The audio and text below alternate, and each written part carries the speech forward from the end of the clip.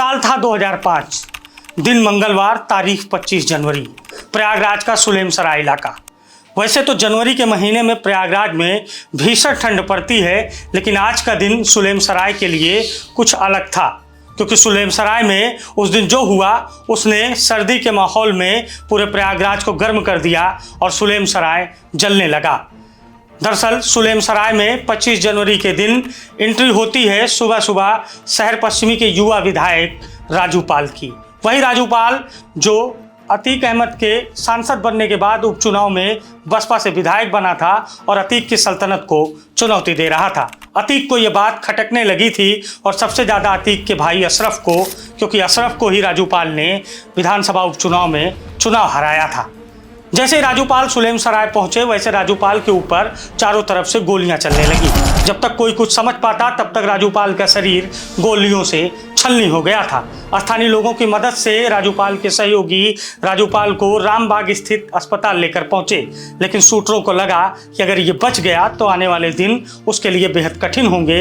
ऐसे में शूटर वहां पहुंचे और एक बार फिर से राजू पाल के शरीर को छलनी कर दिया। इतनी गोलियां राजू पाल के लिए सहना आसान नहीं था, क्योंकि राजू पाल के शरीर का जब पोस्टमार्टम हुआ तो 1.5 दर्जन से अधिक गोलियां निकली। जब दोबारा शूटरों ने हमला किया तो राजू पाल की वहीं रामबाग अस्पताल में मौत हो गई। प्रयागराज जलने लगा था, क्योंकि राजू पाल युवाओं में और पिछड़ी जातियों में एक मसीहा के रूप में आगे बढ़ रहा था। राजू पाल की मौत के बाद सबसे बड़ा संकट उसकी 9 दिन की विवाहिता पत्नी पूजा पाल के सामने खड़ा हो गया, क्योंकि पूजा पाल अकेली पड़ गई थी। अस्पताल में पोछा लगाने वाली वो महिला जो एक सुखमय जीवन का एहसास कर रही थी, लेकिन उसके सामने सबसे बड़ा संकट खड़ा हो गया कि विधायक पति की हत्या के बाद इन माफियाओं से कैसे लड़ा जाए और कौन उसे सहारा दे। लेकिन तब तक कहा जाता है ना कि किस्मत में अगर कुछ और हो तो ईश्वर भी सहारा देता है। और उस दौरान मायावती जो बसपा की सुप्रीमो हैं, पूजा पाल के लिए किसी ईश्वर से कम नहीं थी। मायावती मुलायम सिंह यादव की तत्कालीन सरकार में सबसे ज़्यादा सरकार की कानून व्यवस्था की विरोध करने वाली नेता थी, और अचानक से मायावती सुलेमसराय पहुंची और वहां पर पूजा पाल के आंसुओं को पोंछकर ढांढस बंधाया और कहा कि बिटिया परेशान न होना, बसपा तुम्हारे साथ है। और यहीं से पूजा पाल की एंट्री होती है सियासत में। और जैसे ही पूजा पाल ने सियासत में एंट्री की तो एक चुनौती उनके सामने खड़ी थी। फिर उसी सीट पर, यानी प्रयागराज की चर्चित शहर पश्चिमी सीट पर मतदान हुआ। सामने था वही अतीक का भाई अशरफ अहमद, जिसके ऊपर राजू पाल की हत्या का आरोप लगा था। आरोप अतीक के ऊपर भी था, लेकिन लोग बताते हैं कि उस दौरान हत्या के दिन अशरफ वहीं मौजूद था और अशरफ अस्पताल में भी मौजूद था। अशरफ के सामने चुनावी मुकाबले में पूजा पाल ने बीएसपी से पर्चा भरा तो अशरफ को अतीक के सियासी रसूख का इस्तेमाल करते हुए समाजवादी पार्टी ने प्रत्याशी बना दिया। पहला चुनाव पति की मौत के बाद लड़ रही पूजा पाल के लिए सिंपैथी का तो दौर था, लेकिन पूजा पाल इस चुनाव में हार गई। फिर 9 दिन की विधवा पूजा पाल के सामने एक बार फिर से समस्या खड़ी हो गई कि अब आगे क्या होगा, क्योंकि मुकदमा भी पंजीकृत करवा दिया था पूजा पाल ने अतीक, अशरफ और उसके सहयोगियों के खिलाफ। और प्रयागराज में उस दौर में अतीक का विरोध करके जिंदा रहना और सर्वाइव रहना वैसे ही कल्पना थी जैसे भारत में बैठकर कोई स्विट्जरलैंड के बारे में सोचे। पूजा पाल एक बार फिर से 2007 में बसपा के टिकट से उसी शहर पश्चिमी सीट पर चुनावी मुकाबले में ताल ठोकती हैं और इस बार सियासत के उस दंगल में अशरफ को सियासी पटकनी दे देती हैं। अतीक के भाई अशरफ को पूजा पाल ने चुनाव हरा दिया और बसपा के सरकार में पूजा पाल ने शहर पश्चिम में काफ़ी विकास कराया।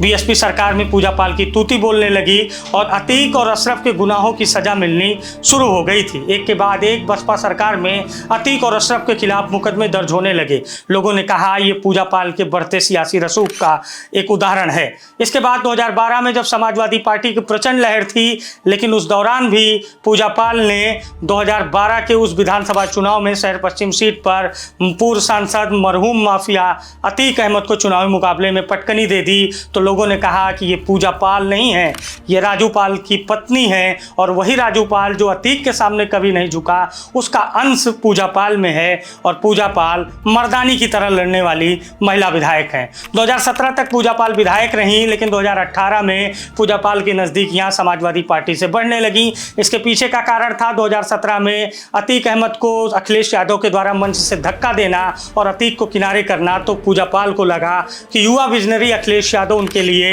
बेहतर विकल्प हो सकते हैं। 2018 में बीएसपी ने जब पूजा पाल को साइडलाइन किया, पार्टी से बाहर निकाला, तो अखिलेश यादव पूजा पाल के लिए पनाहगार बने। 2019 के लोकसभा चुनाव में अखिलेश यादव ने उन्नाव से पूजा पाल को टिकट दिया, लेकिन तब तक पूजा पाल ने दूसरी शादी कर ली थी और यही टेक्निकल कारण के जरिए पूजा पाल लोकसभा का चुनाव नहीं लड़ सकी। लेकिन साल 2022 में अखिलेश यादव ने फिर उन्हें चायल से विधानसभा का उम्मीदवार बनाया और चायल में उन्होंने पूर्व लोकसभा सांसद नागेंद्र पटेल को चुनावी मुकाबले में पटकनी देते हुए तीसरी बार विधायक बनने का खिताब हासिल किया। लेकिन पूजा पाल की राहें फिर से जुदा होने वाली थी और अखिलेश से उनके रास्ते अलग होने वाले थे, क्योंकि साल 2024 के यूपी में राज्यसभा के चुनाव के पहले प्रयागराज में कुछ बड़े घटनाक्रम हुए, जहां अधिवक्ता उमेश पाल की हत्या के बाद अतीक के बेटे का पुलिस ने एनकाउंटर किया, तो वहीं बाहर से आए 3 शार्प शूटरों ने मेडिकल पेशी के दौरान अतीक और अशरफ की हत्या कर दी थी। इसके बाद पूजा पाल को लगा कि योगी सरकार में पूजा पाल के साथ न्याय हुआ, क्योंकि योगी सरकार में अतीक अशरफ की हत्या के पहले और अतीक के बेटे के एनकाउंटर के पहले अतीक की संपत्तियों को बुलडोजर के जरिए योगी सरकार ने निस्तनाबूद कर दिया था और अतीक के गैंग की कमर तोड़ दी थी। खुद अतीक भी कई बार अपनी जान की भीख मांगते हुए नजर आ रहा था। पूजा पाल योगी सरकार के करीब आ गई और सबसे ज़्यादा करीबियाँ उनकी बढ़ी मुख्यमंत्री योगी आदित्यनाथ से। पूजा पाल कई बार सदन में सीएम की तारीफ करने लगी और राज्यसभा के चुनाव में पूजा पाल ने क्रॉस वोटिंग कर दी। इसके बाद समाजवादी पार्टी से पूजा पाल की दूरी हो गई और असली दूरी तब खुलकर सामने आई जब 2024 के विधानसभा उपचुनाव में फूलपुर में प्रत्याशी दीपक पटेल, जो बीजेपी की ओर से चुनाव लड़ रहे थे, पूजा पाल बाहुल्य गांव में दीपक पटेल के लिए वोट मांगती हुई नजर आई। सबने कहा कि पूजा पाल बीजेपी की बेहद करीबी हो गई हैं और अभी हाल ही में संपन्न हुए उत्तर प्रदेश विधानसभा मानसून सत्र के दौरान जब विजन डॉक्यूमेंट 2047 पर चर्चा हो रही थी, तो पूजा पाल ने सीएम योगी आदित्यनाथ की जमकर तारीफ की। समाजवादी पार्टी को यह तारीफ ऐसी चुभी कि पूजा पाल को समाजवादी पार्टी ने निष्कासित कर दिया और चलती विधानसभा के दौरान समाजवादी पार्टी ने उन्हें निष्कासन का लेटर थमा दिया।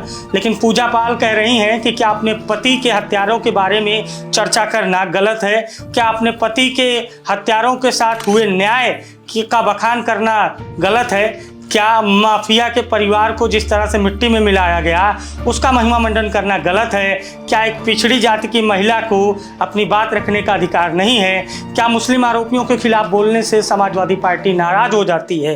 ये तमाम सारे सवाल हैं पूजा पाल के। तो वहीं दूसरी ओर सपा है जो कह रही है कि गद्दारी बहुत दिनों तक नहीं चलती है। अब आप कमेंट करके बताइए कि पूजा पाल की संघर्षों से भरी ये राजनीतिक जीवन की यात्रा कैसी रही और आपको क्या लगता है कि असली गुनाहगार कौन है?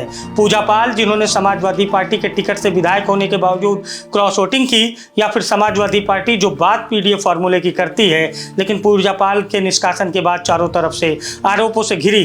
लेकिन कुल मिलाकर यही कहा जा सकता है, 9 दिन की विवाहिता के बाद विधवा होना और माफिया के सल्तनत के चूल्हे हिला देना आसान नहीं है। और यही वजह है कि पूजा पाल प्रयागराज में एक उभरती हुई पिछड़ों की नेता के रूप में खुद को स्थापित कर चुकी हैं।